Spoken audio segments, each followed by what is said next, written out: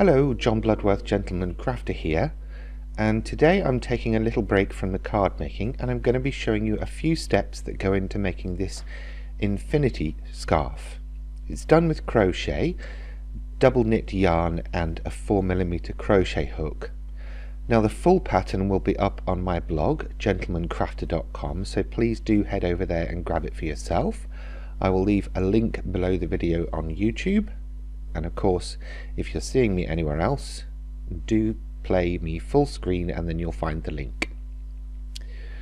Obviously this is the first time I'm doing crochet here, so do be gentle with your comments, but if you've got any questions at the end of the video, please feel free to pop them in the comment section below the video. Right, let's make a start. Now, there are many different ways of starting crochet. This is my variation. I basically make one loop and a second loop, pass the loop on the left over the loop on the right, and then use my hook going under, over, under, and then pulling through. And that gives me a slip knot. I'll show you that one more time just so you can see it better. Do remember though, you can replay this if you need to. If this is your first time crocheting, it's always a good idea, but I'm sure many of you will have your own way of casting on. So, 2 loops, pass the left over the right, take the crochet hook under, over, under, and then pull that through. There you go.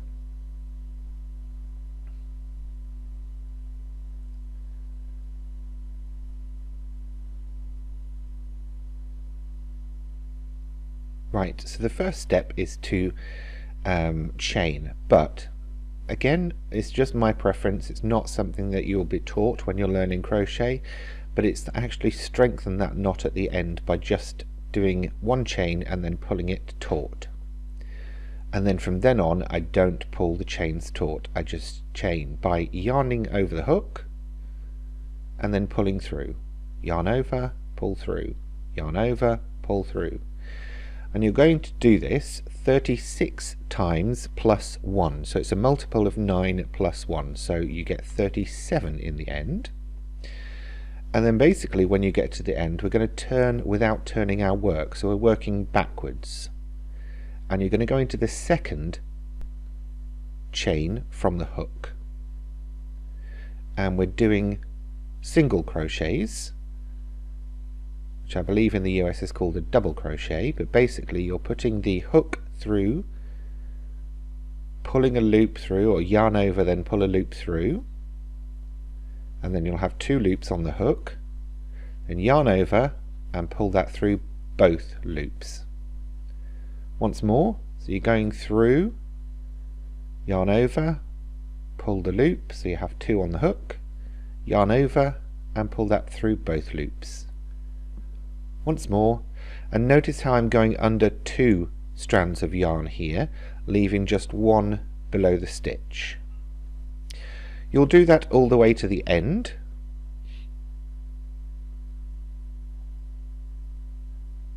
and then we're going to turn our work. Now it will get a bit ravelly at this point, but that's fine. We just need to be careful when we're working the other way. But that's basically your chain stitches with a row of single stitch on top. Okay, so we turn our work, and then we need to do a turning chain. And in this case, because I'm going to be doing trebles on top of this row, I will do 3 chains.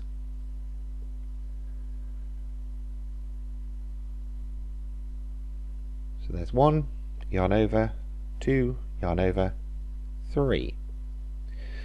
Now we're going to do our first treble into the 3rd chain along the previous row. So for a treble, we yarn over, the hook goes through, you pull a loop through, so you have 3 on the hook, yarn over, pull through 2, yarn over, pull through the remaining 2, and that's a treble. So once again, yarn over, hook goes through, yarn over, pull through, yarn over, pull through 2, yarn over, pull through the remaining 2.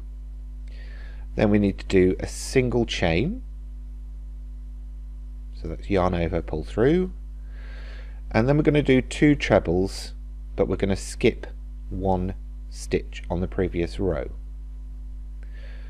And then you'll repeat that that treble chain group all the way to the end, and then your final stitch will be a treble in the very end. So let me show you how that will look.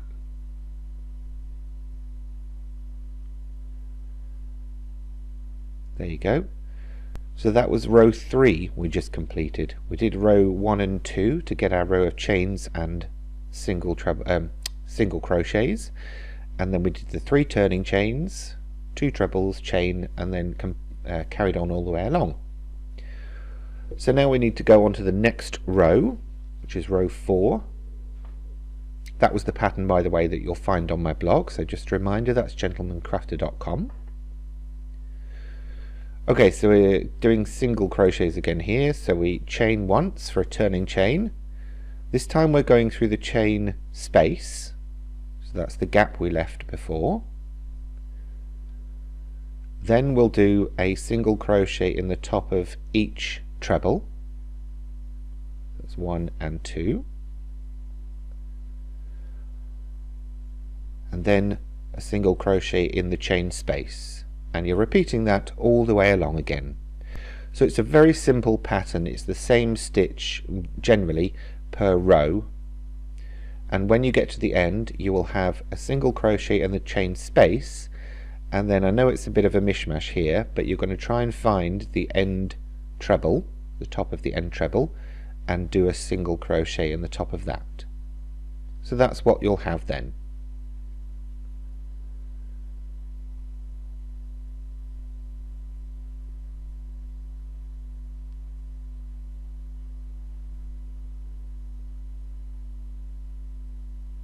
So we're now going to turn, do 3 chains as we did before for our turning chains.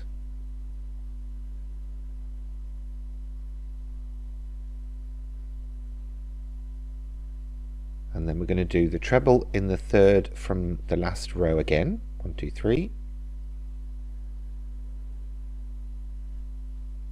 And as before, we're doing 2 pairs of trebles,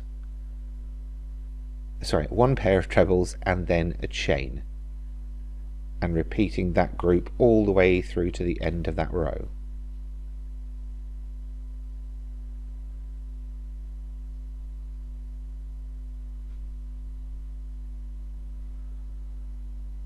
Okay, again, when you get to the end you'll have 1 chain and then 1 treble at the end.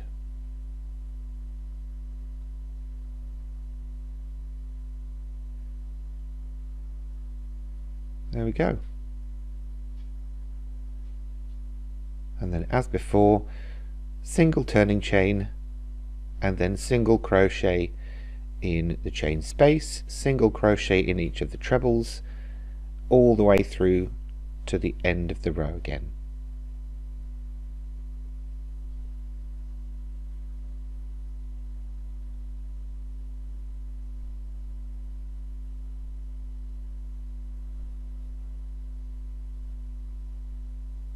And there we go. So I've already started row 6 here, but basically that's now the 5 rows completed, and rows 4 and 5 will be repeated until you have the full length of the scarf that you want. For a 60-inch length of scarf, it took around 2 100-gram balls of double knit yarn. And then, assuming that you've kept your tension generally the same, which should work with this pattern, your ends should be about the same width. Now you can choose to leave it as an open-ended scarf and just wrap it how you want, or you could spend some time joining the ends. And here's one that I made previously where I've used a slip stitch to join the ends. I wasn't too careful and I kind of missed it at the end, but because that would make it an infinity scarf, you don't really see it when you're wearing it. That's the beauty, you can get away with it. You could obviously use a knitting, not a knitting needle, a needle for threading yarn and sew it shut. Either way, whatever you fancy doing, I'm sure you'll find the appropriate technique here on YouTube. Okay, that's it for me from this one. Again, reminder, it's my first crochet video, so please be gentle, but if you do have any questions, please leave them in the comment section below the video on YouTube. That's it for this time. If you've enjoyed this video, please remember to give it a thumbs up, and if you have any questions, feel free to leave them in the comment section below. And for more from me in the future, please remember to subscribe to this channel. Thanks for watching.